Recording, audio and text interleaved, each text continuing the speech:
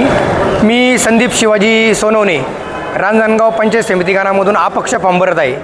आणि हा नामनिर्देशन सादर करत असताना मी रस्ते पाणी वीज हे आपले नेहमीचे जे प्रश्न असतातच, परंतु आपल्या ह्या भागामध्ये म्हणजे आपला पूर्ण शिरूर तालुका असेल,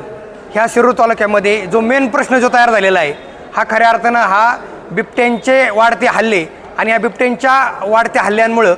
बिबटे मानवी वस्तीमध्ये शिरूर लहान मुलं स्त्रिया यांना टार्गेट करून त्यांना त्यांचा त्या ठिकाणी बळी घेतला जात आहे। म्हणून खऱ्या अर्थानं शासनाने हे जे मी पट्टा घातलेला आहे ह्या पट्ट्याच्या माध्यमातून लक्ष वेधून आमच्या ह्या शिरूर तालुका बिबट्यापासून भयमुक्त तालुका आमचा करायचा आहे आणि यासाठी मी माझा नामनिर्देशन अर्ज सादर केल्यानंतर मी निवडून आल्यानंतर मी या प्रश्नावर सातत्याने आवाज उठून जोपर्यंत हा प्रश्न मिटत नाही तोपर्यंत मी ह्या गोष्टीचा पाठपुरावा केल्याशिवाय राहणार नाही। आणि हा जो आहे हा आपल्या सर्वांचा जिव्हाळ्याचा असणारा शेतकऱ्यांचा प्रश्न, हा कांद्याचा प्रश्न। आत्ताच मी सकाळी एका व्यापाऱ्याला त्या ठिकाणी फोन करून विचारलं, आजचा कांद्याचा तुझी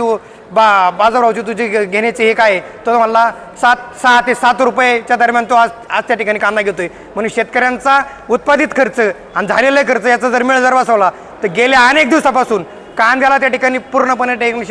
सरकारच्या ठिकाणी अजिबात लक्ष नाही आहे आणि कांद्याला त्या ठिकाणी बाजार नाही, शेतकऱ्याला कोणताही खर्च परवडत नाही आहे। त्यामुळं कांदा असेल, आमच्या शेतकऱ्याची सगळी पिकं असेल, या सगळ्या पिकांना चांगल्या पद्धतीचा बाजारभाव मिळावा याच्यासाठी माझ्यासारख्या सामान्य कार्यकर्त्याचा अपक्ष म्हणून त्या ठिकाणी उभा राहून त्या ठिकाणी प्रयत्न इथून पुढच्या काळामध्ये खऱ्या अर्थाने राहणार आहे।